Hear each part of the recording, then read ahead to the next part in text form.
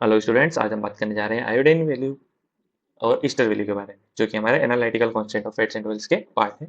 चलिए जानते हैं। सबसे पहले आयोडीन वैल्यू को जानते हैं क्या होता है। Iodine value is express the number of gram of iodine absorbed by 100 gram of sample like fats and oil. It is used to determine the unsaturation into the sample. Mainly यहाँ पे क्या बताना चाह रहा है, जो हमारे कंपाउंड में अनसैचुरेशन प्रेजेंट होता है। अनसैचुरेशन का मतलब क्या होता है, अगर डबल बॉन्ड आपके फैटी एसिड की चेन जो होती है ट्राइग्लिसराइड की, उसमें अगर प्रेजेंट होते हैं तो उसी को हम क्या करते हैं, चेक करने के लिए जिस एनालिटिकल मेथड को यूज करते हैं वो क्या होता है, आपके iodine value. It is express by the number of grams, मतलब ये ग्राम में डिफाइन होता है। और हम इसको चेक कितने से के सैंपल के साथ करते हैं, 100 ग्राम ऑफ सैंपल के साथ में हम इसको चेक करते हैं। प्रिंसिपल की बात करते हैं तो मेनली जो हमारे प्रिंसिपल में क्या बताया गया है कि जो हमारा से टेस्ट सैंपल होता है, जो फैट ऑयल होते हैं, वो क्या होते हैं, या तो सेचुरेटेड कंपाउंड होते हैं या फिर अनसेचुरेटेड कंपाउंड होते हैं। दोनों ही जगह पे हम क्या करते हैं, हेलोजन्स को ऐड करा देते हैं। दोनों जगह नहीं, हम सिर्फ अनसेचुरेटेड कंपाउंड पे क्या करते हैं, हमारे जो भी अनसेचुरेटेड फैटी एसिड प्रेजेंट होता है, जहाँ डबल बॉन्ड प्रेजेंट होता है, वहां पे हम इसका एडिशन करा देते हैं, हेलोजन का एडिशन करा देते हैं। अब हेलोजन का एडिशन किसके साथ में होता है, जैसे आयोडीन मोनोक्लोराइड के साथ में हो जाएगा या फिर आयोडीन मोनोब्रोमाइड के साथ में हो जाएगा। या तो वो क्या होगा, वहां पे आपका आईबीआर होगा या फिर आईसीएल होगा। तो आईसीएल और आईबीआर जो होते हैं वो आपके कंपाउंड के साथ में रिएक्ट करते हैं। किसी जगह पे करते हैं, किसी डार्क प्लेस में करते हैं। React with oil in dark place and iodine get incorporated with fatty acid chain. जो भी आपका अनसेचुरेटेड फैटी एसिड चेन होगा उसके साथ में जहाँ पे डबल बॉन्ड प्रेजेंट होगा, उस पर वो जाके क्या हो जाएंगे, उसे ब्रेक डाउन करेंगे और वहाँ पे अटैच हो जाएंगे। फिर उसके बाद में हम क्या करेंगे, जो आयोडीन की क्वांटिटी वहाँ पे कंज्यूम हुई है हमारे डबल बॉन्ड की पोजीशन पे, उसी को हम क्या करते हैं, यहाँ पे चेक करते हैं। कैसे चेक करेंगे, by the using of titration. अब हम इसकी जो टाइट्रेशन है, वो हमारे कंपाउंड की टाइट्रेशन है, वो किससे करते हैं, एक्सेस ऑफ पोटेशियम आयोडाइड की टाइट्रेशन हम करते हैं स्टैंडर्ड सोडियम थायोसल्फाइड के साथ में। एज ए स्टार्च इंडिकेटर को यूज करके हम यहाँ पे टाइट्रेशन परफॉर्म करते हैं, जिससे कि हमें जो आपका आयोडाइड है उसकी टाइट्रेशन आप सोडियम थायोसल्फेट से जैसे ही कराते हैं, तो हमें जो एंड पॉइंट निकल के आता है उसे हम फॉर्मूला में कंसीडर करते हैं। और हमें जो एंड पॉइंट है उसके थ्रू क्या पता चलता है, amount of iodine that is use for the unsaturation of compound. तो एट द एंड हम क्या जानना चाहते हैं, हमारे प्रिंसिपल और जो आयोडीन की वैल्यू है, इसके थ्रू हमें क्या पता पड़ता है, हमारे कंपाउंड में कितना ज्यादा अनसैचुरेशन प्रेजेंट है। ठीक है, बात करते हैं what is the significance and importance of iodine value के बारे में। मेनली जो हमारा आयोडीन वैल्यू है, इसका प्रॉपर सिग्निफिकेंस यही है कि वो आपके कंपाउंड के अनसैचुरेशन लेवल को चेक करता है। जैसे कि आप देख सकते हैं, iodine value helps to classify oils into drying oil, semi drying oil और non drying oil, the category based on their unsaturation level. तो मेन इसका जो वर्क होता है वो क्या होता है, इसके लेवल ऑफ अनसैचुरेशन को जस्टिफाई करना।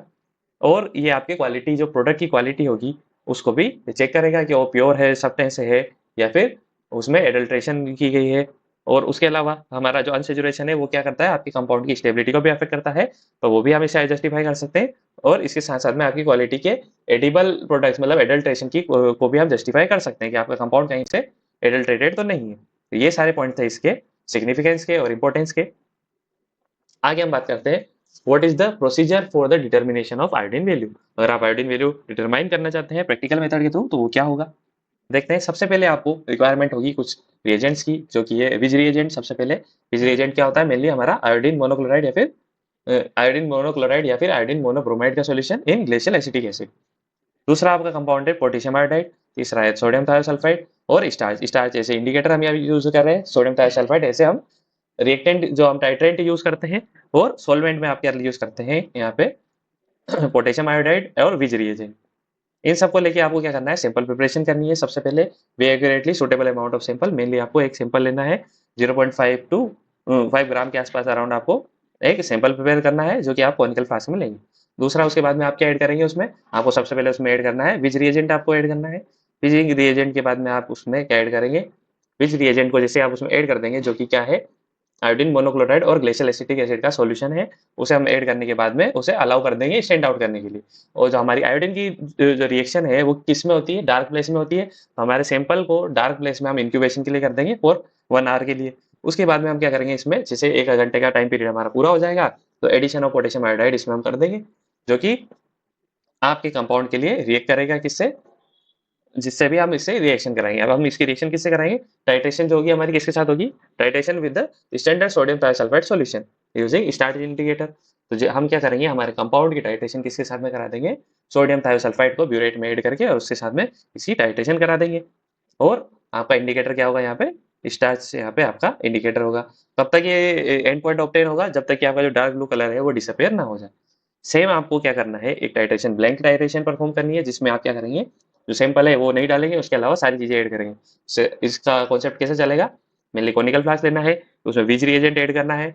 विज रिएजेंट में सैंपल तो है ही नहीं, तो हमें 1 घंटे का टाइम पीरियड उसको रखने के लिए कुछ भी नहीं है। तो आप सबसे पहले विज रिएजेंट ऐड करोगे, फिर पोटेशियम हाइड्रेट उसमें ऐड करोगे, और उसकी टाइट्रेशन आप किसके साथ में करा दोगे, हमारे सोडियम थायोसल्फाइड के स्टैंडर्ड सोल्यूशन के साथ में विद स्टार्च इंडिकेटर।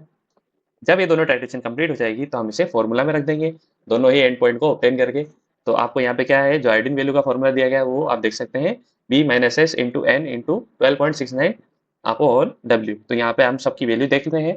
B की वैल्यू क्या होती है, volume of sodium thiosulphide solution use for the blank titration, मतलब ब्लैंक टाइट्रेशन का जो भी अमाउंट आएगा ml में, आपको उसको कहाँ पे रखना है, B की पोजीशन पे रखना है। A की पोजीशन पे आपको क्या रखना है, वॉल्यूम ऑफ सैंपल, टाइट्रेशन में जितना भी सोडियम थायोसल्फेट गया है उतना आपको सैंपल के लिए वैल्यू उसको लिख देनी है।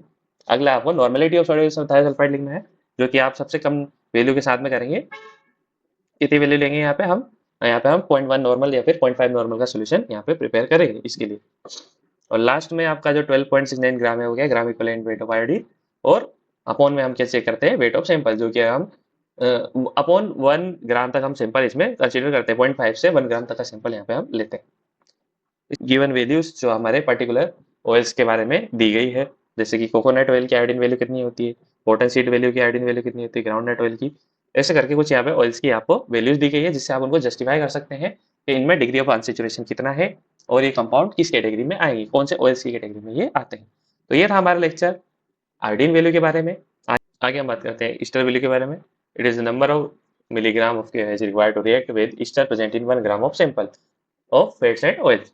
Difference between acid value and saponification value given ester value. तो वो प्रिंसिपल देखते हैं हम। The reaction between carboxylic acid and alkali is a neutralization titration which is qualitative and can be used to determine the amount of carboxylic acid present.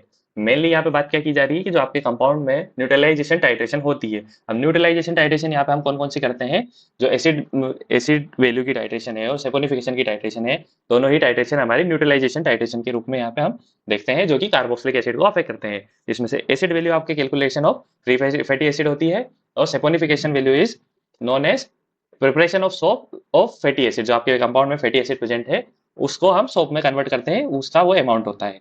तो यहाँ पे हमको क्या करना है, which is qualitative and can be use to determine the amount of carboxylic acid. अब हमें ये दोनों ही रिएक्शन क्या बता रही है कि दोनों ही रिएक्शन से हम क्या चेक कर सकते हैं कि आपके कंपाउंड में कितना कार्बोक्सिलिक एसिड प्रेजेंट था। तो उसी को हम कैसे चेक करते हैं कि जो हमारी सैपोनिफिकेशन वैल्यू है, जो हमने सोप बनाया है, वो तो आपके कंपाउंड का एक्चुअल ईस्टर में से निकला हुआ कार्बोक्सिलिक एसिड है, उसे हमने जो फ्री फैटी एसिड है उससे माइनस कर दिया। जिसे हमने वो माइनस कर दिया तो हमें actual amount of fatty acid जो हमारे ईस्टर ग्रुप में जुड़ा हुआ है उसकी क्वांटिटी पता चल जाएगी, और उसे ही हम क्या बोलते हैं, ester value. Higher ester value more carboxylic acid are present in sample. अगर आपका ईस्टर वैल्यू हायर साइड पे है तो आपकी कार्बोक्सिलिक एसिड की वैल्यू भी क्या है, उसमें ज्यादा होगी। सिग्निफिकेंस देख लेते हैं ईस्टर वैल्यू का। मेनली जो आपका ईस्टर वैल्यू है उसका सिग्निफिकेंस क्या होता है कि अगर आपका ईस्टर वैल्यू हाई है तो आपके कंपाउंड में कार्बोक्सिलिक एसिड ज्यादा होगी, और कार्बोक्सिलिक एसिड ज्यादा होने की वजह से हम क्या चेक कर सकते हैं, उसकी रेसिडिटी और स्पॉइलेज हम यहाँ पे चेक कर सकते हैं, मतलब उसमें ऑक्सीडेशन के चांसेस ज्यादा हो सकते हैं। Ester value are used in the quality control of various industrial products such as paints, coatings and lubricants. Mainly जो आपके ऑयल्स होते हैं उनके बारे में यह बात हो रही है, क्योंकि क्वालिटी कंट्रोल में भी ईस्टर वैल्यू को एक सिग्निफिकेंस माना जाता है। और लास्ट हमारा क्या है, acid value are important in the analysis of pharmaceutical product containing carboxylic acids. जो कार्बोक्सिलिक एसिड हमारे प्रोडक्ट कंटेन करते हैं उनकी रेसिडिटी वगैरह को चेक करने के लिए, उनके अमाउंट को चेक करने के लिए हम ईस्टर वैल्यू की हेल्प यहाँ पे लेते हैं। तो ये था हमारा लेक्चर आयोडीन वैल्यू और ईस्टर वैल्यू के बारे में। आगे हम बात करेंगे what is acetyl value and what is Richard Mitchell value. यहाँ तक वीडियो देखने के लिए बहुत बहुत धन्यवाद।